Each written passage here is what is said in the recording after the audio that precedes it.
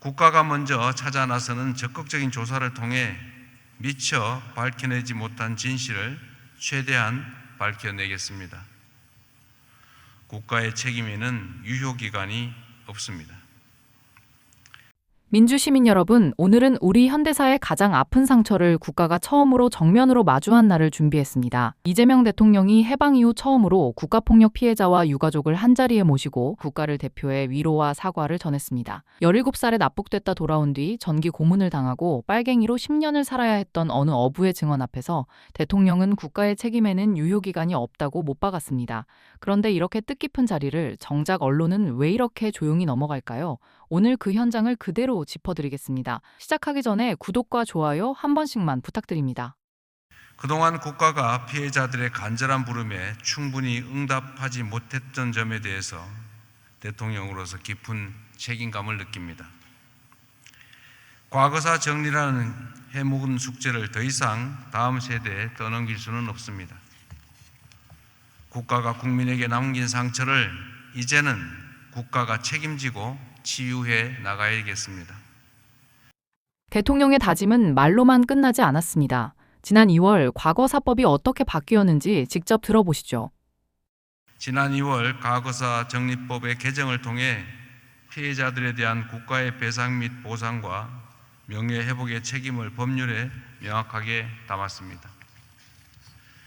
국가폭력으로 인한 손해배상 청구권에 대해서는 소멸시효가 적용되지 않도록 하여 국가가 저지른 잘못에 책임을 면케하지 않는 원칙을 세웠습니다.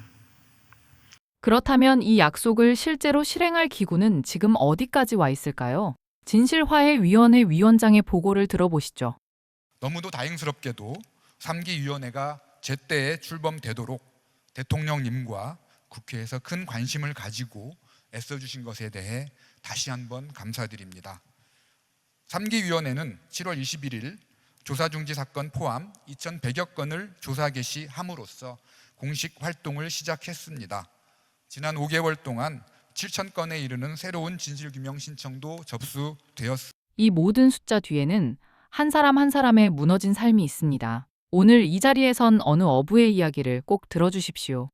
그래서 저는 지금 이 나이 먹도록 73살 먹도록 혼자서 살고 있습니다.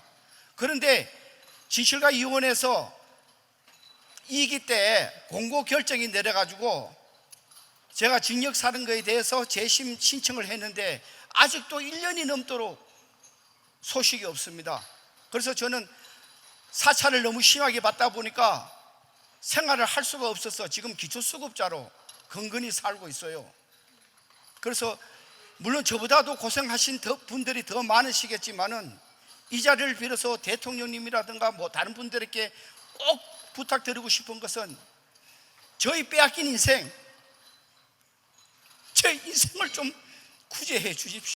정리해 보겠습니다. 오늘 이재명 대통령은 해방 이후 처음으로 국가폭력 피해자들을 한자리에 모시고 국가를 대표해 사과했습니다. 과거사법을 개정해 국가의 배상과 명예회복 책임을 법에 못 박았고 국가폭력에는 손해배상의 소멸시효조차 적용하지 않기로 했습니다. 제3기 진실화해위원회는 벌써 2,100여 건의 조사를 시작했고 5달 만에 7천여 건의 새로운 진실규명 신청이 접수됐습니다.